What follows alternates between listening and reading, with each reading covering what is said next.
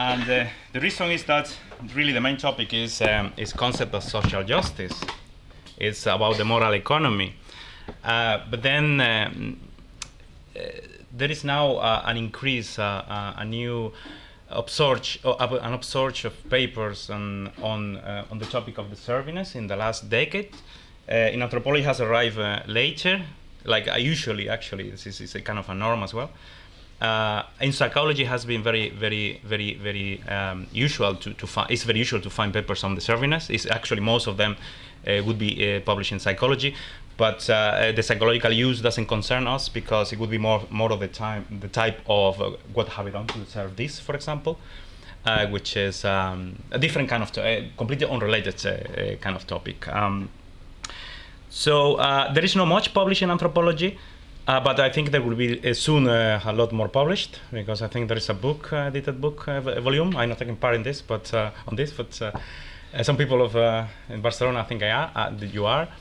And also there were last year a workshop in Vienna, and there was a panel in Berlin as well on deservingness.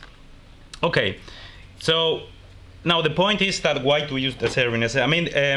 I am for me, this is a kind of a new topic. I'm trying to look at my ethnographic data through this topic, through this concept, and I'm just building now on this. The term deservingness actually has been used for a long time, and the first debates come from the 12th century among the canonists in Western Europe, and the debate actually was in Latin. And this is interesting because, I mean, it was a very different context, because now the context is a different one. We have a different economic system, which is capitalism.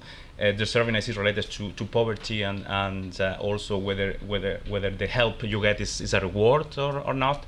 Well, it's considered a reward. That's what makes deservingness. But in medieval times, it was a kind of a very different context. Although the term of the debate were very similar, whether people should be helped because they are in need, no matter what they are, who they are, what they did, or whether there should be help should be selective because of the scarce resources are not available. So you have to be selective, but according to what criteria are you going to be selective? Deservingness is one of these criteria. But in medieval times, actually, there were funny debates because some canonists, one of them actually thought that the undeserving should be helped before the deserving. Reason why is that the deserving are going to go to heaven, but the undeserving are going to go to hell. So if you help them, then they might change and they might go to heaven. Now, but then at the end he concludes, but that can't be right. Anyway, the debate actually was very interesting. Now, what set me on this paper that I have prepared recently, so it's, as I said, it's new. It was a sort of discussion, an argument that took place in the premises of the Red Cross in a locality in Spain, where I was doing field work, and then there was a debate between a woman who arrived to reception and the volunteer who was in reception. So this woman was claiming food, the right to eat and to have food, to receive food because she was in need. So she said, I have right, in Spanish it's derecho. So the volunteer said, no, you don't have any right to food, because he understood you have an entitlement. Because in Spanish, there is no difference between right and entitlement. So there was a discussion over what it was. But definitely, when you use the term right or derecho, you also can be making a moral claim. Now, these moral claims are very important because they might be accepted, considered, or not. But after this event, this conflict took place, people were discussing, volunteers, and nobody gave her approval. So nobody considered her to be deserving of food. So basically, her claim wasn't accepted. Now, this has to be contextualized. And the other thing is that during my fieldwork, the concept deservingness was never used. Now, are you allowed to use a term that your informant never used? I mean, can I help to understand the data you are collecting? I mean, this is kind of a sort of conflict that you can have. I believe so. I believe so because the claim was a moral one for food. The service is about morality, whether recognized or not. You construct the service, people deconstruct the service or construct on the service. So it's about moral claims. Second thing is about the reform of the welfare state, because there has a shift from entitlements to let's say, I mean, a system kind of based on the incorporation into the governance of the welfare state of NGOs, the first sector, the voluntary sector, lots of volunteers coming in, and also the market, because there is an externalization of services. So there has been definitely quite a change. And in that context, also part of the change, I mean, if you want to think about that in a more general way, you can see a change, because it's brought about by neoliberalism, and also there has been a kind of sort of process of informalization in the way that the distribution of help is done by volunteers, increasingly more than by professionals. This, like in Amsterdam, this case was kind of interesting. So this kind of process. So from formal to kind of to informal, from sort of for this Keynesian to kind of neoliberal.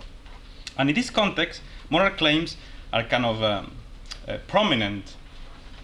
So moral evaluations are primordial, are very important. So in this situation, in this case, in the context, you can throw light into the reform of the welfare state by using the term deservingness. By the way, deservingness, even if it's not used in Spain, I consider this as a kind of culturally localized term.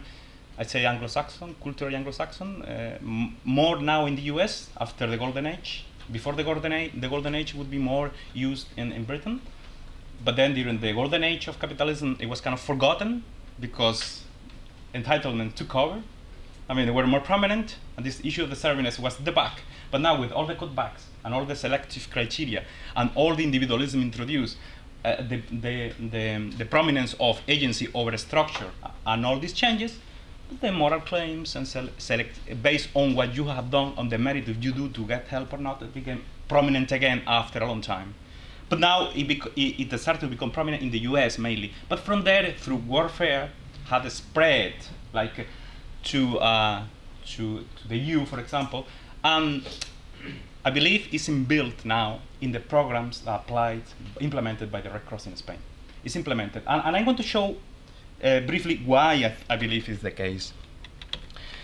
I would like to conceptualize a little bit, but I will be very brief because otherwise I will take long. 5 but minutes, okay. Yeah, exactly. So basically, in a very short way, I'm using. Of course, you have to.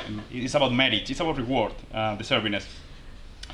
But I use it more as the limit you have or the condition you put to the obligation to help others, which is more you can use for cross-cultural comparison, whether the service it might not be used for comparisons. It's a more localized kind of term. Right, but the idea of reciprocity in order to deserve the reward is a kind of very, very important.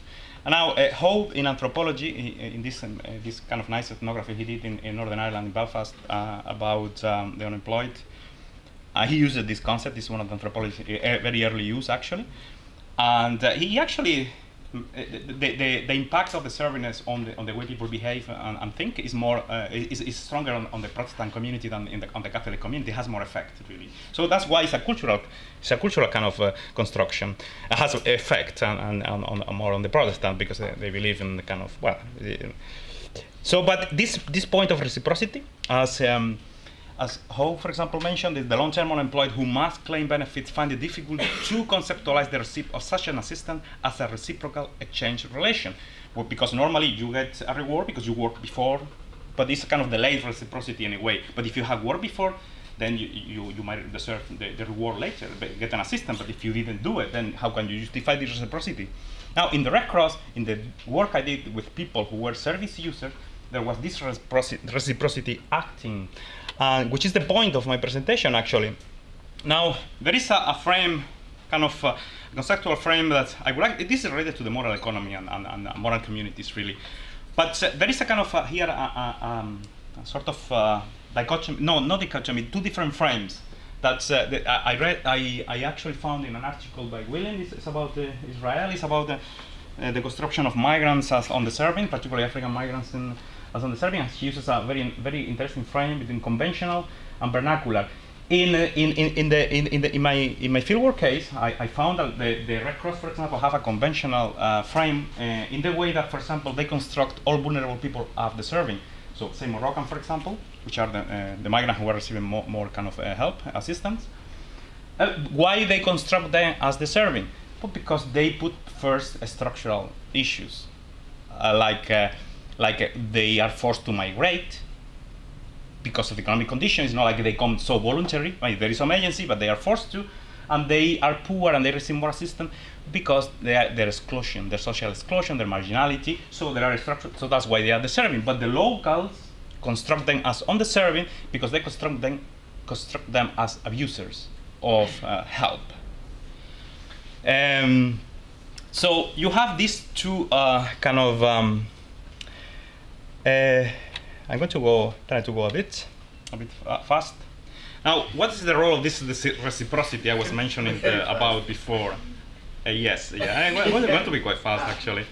Well, first I said before that reciprocity is built in the assistance programs. Now, why is this is the case? Well, the case is because when you receive help, like your bills are paid, whatever you have, you are referred to a program like the employment program, for example, to become a job seeker, or you have to go to a workshop on how to save electricity. You have to reciprocate somehow in order to deserve. Otherwise, it's going to be stopped.